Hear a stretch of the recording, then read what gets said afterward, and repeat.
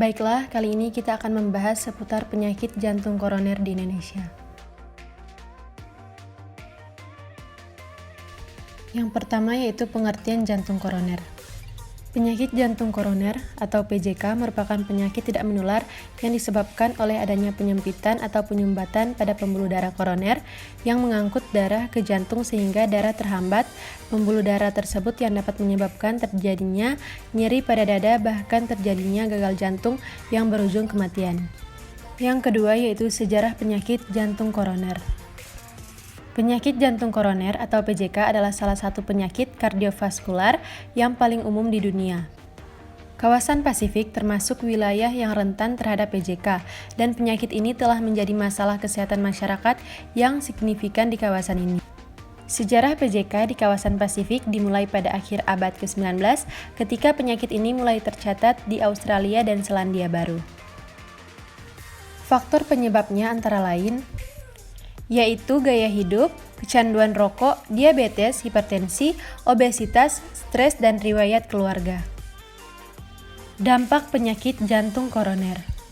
Gejala yang ditimbulkan oleh PJK antara lain nyeri dada atau rasa tidak nyaman di dada menjalar ke leher, rahang, bahu, dan tangan kiri, punggung, perut bagian kiri atau sering dianggap MAH.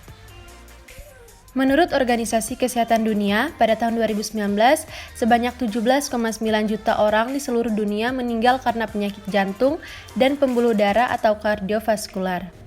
Termasuk juga penyakit jantung koroner atau PJK. Sedangkan di Indonesia, lebih dari 2 juta orang terdiagnosis penyakit kardiovaskular pada tahun 2018. Definisi penyakit jantung koroner. PJK merupakan penyakit dengan jumlah penyebab tertinggi kematian di dunia.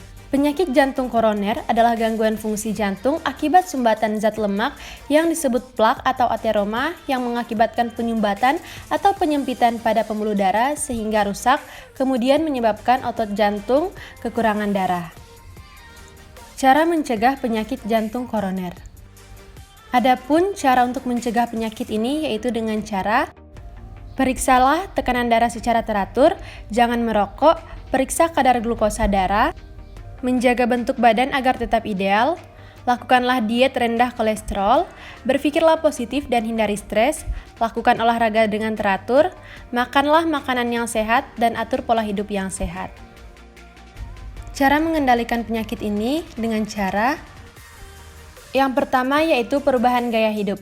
Perubahan gaya hidup bertujuan untuk mengontrol faktor risiko seperti hipertensi, hiperkolesterolemia, diabetes, dan obesitas. Kemudian yang kedua dengan cara obat-obatan. Dokter memberikan obat-obatan yang berfungsi untuk mengurangi atau mencegah gejala PJK serta mengontrol faktor risiko dan komplikasi yang menyertai kondisi PJK. Kemudian cara untuk mengendalikan penyakit ini ada dengan cara patuh atau periksa kesehatan secara rutin dan ikuti anjuran dokter, atasi penyakit dengan pengobatan yang tepat dan teratur, tetap diet dengan gizi seimbang, upayakan aktivitas fisik dengan aman, dan hindari asap rokok, alkohol, dan zat karsinogenik lainnya.